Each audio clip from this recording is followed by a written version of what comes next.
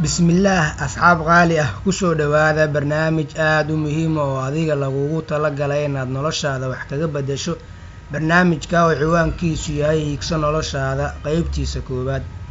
Inta aanan horey u gelin qaybta koowaad, waxaan rabaa inaan idiin soo gudbiyo ulajeedada iyo hadafka aan ka leenahay barnaamijkan, taas oo ah inaan ugu faa'iideyno ummadda Soomaaliyeed, gaar ahaan dhalinta oo isugu jira rag iyo dumar, oo aan rabno inaan horumarino fikirka iyo wax ka beddelka nolosha iyo garashada ahmiyadda uu leeyahay qofka bini'aadamka ah, iyo inaan dareensiino inuu leeyahay awood fikireed iyo mid aqooneed uu dunida wax kaga beddeli karo sida aadmiga kaleba. Barnaamijkan Higso Noloshaada qaybtiisa koowaad waxaan kaga hadli doonaa qaybi waqtigaada. Qaybinta waqtiga waa aasaaska mustaqbalka qofka bini'aadamka ah, sidaa darteed baan ugu bilownay barnaamijkeena. Marka aad doonaysid inaad waqtigaada qaybiso, ugu horreyn waxaad isweydiin doontaa 3 su'aalood, kuwa oo kala ah: maxaan rabaa inaan waqtigayga siiyo? Tan labaad oo ah maxay tahay sababta aan waqtigayga u siinayo?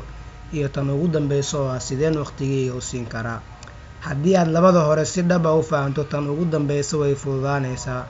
Tusaale, waxaa la shaaciyay in la furayo iskuul muddo sanad ah. Qofkii ka soo baxana waxa uu ku shaqayn doonaa lacag dhan $1000.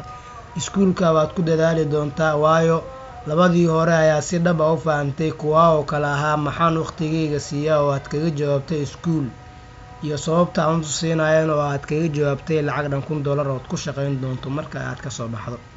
Sidaa darteed, iskuulka waqtiga sida aad u siinayso waad ku dadaali doontaa. Mid kale aan soo qaato, waxaa jiro dadka qaar oo aadan waqti badan isla qaadan karin, iyo kuwa aadan ku daalayn ama ka caajisayn la hadalkooda. Maxaa kala duway dadka? Sababtoo ah waxaa kala sarreeya sababta loola hadlayo, kan waqtiga yar, kan kalena waqtiga badan. Sidaa darteed, haddii labada hore sida aad rabtay ay kuu noqon waayaan, tan ugu dambeysa way adkaanaysaa. Meesha waxaa nooga baxay qodob kaa oo ah, marka aad doonaysid inaad waqti siiso barnaamij, waa inaad ogaataa sababta aad u siinayso. Si kale haddii aan u dhigno, maxaa ka dambeeya haddii aan waqti siino barnaamijka? Waxaad ogaataa inay jirto caqabad aadmigu dhan ka siman yahay, taa oo marka ugu horreysa ku soo wajihi doonta, taa oo ah degdega. Dabciga qofka bini'aadamka ah waxaa ka mid ah haddii uu wax bilaabo, intuu cishqi qaado kala tuur ciyow durbaba niyadda kaga soo dhacda.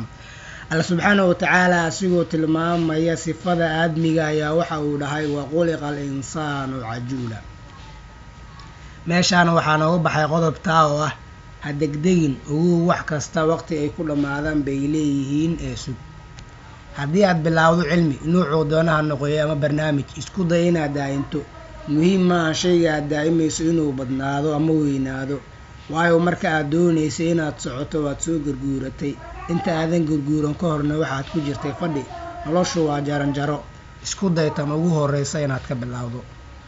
Rasuulka sallallahu calayhi wasallam asigoo tilmaamaya muhiimadda uu leeyahay daa'imidda camalka Alla dartii loo sameeyo ayaa waxa uu yidhi: camal waxaa loogu jeceyl badan yahay Alla agtii kan la daa'imo haba yaraadee. Saynisyahan la dhaho Albert Einstein ayaa waxa uu dhahay 15 daqiiqo waxa aad siiso barnaamij, sanad gudihii waxa aad ku noqonaysaa khabiir. 5 sano kadibna waxa aad ku noqonaysaa khabiir caalami ah. Waxa la tilmaamayo waa muhiimadda ay leedahay daa'imidda, ma ahan badnaanshaha ama weynaanshaha waxa la daa'imayo. Halkaana waxaa nooga sii baxay qodob kaa oo ah daa'im samaynta barnaamij, haba yaraado waqtiga aad siinayso. Intaa waa aasaaska qaybinta waqtiga. Ma rabo inaan jadwal kuu sameeyo, laakiin waxaan rabaa inaad dareento inaad adiga nafsadaada mas-uul ka tahay. Sidaa darteed baan adiga kuugu daayay. Laakiin hal mid kaliya ayaan rabaa inaan ku xasuusiyo, taa oo ah tusaale ku saabsan nolosha aadmiga.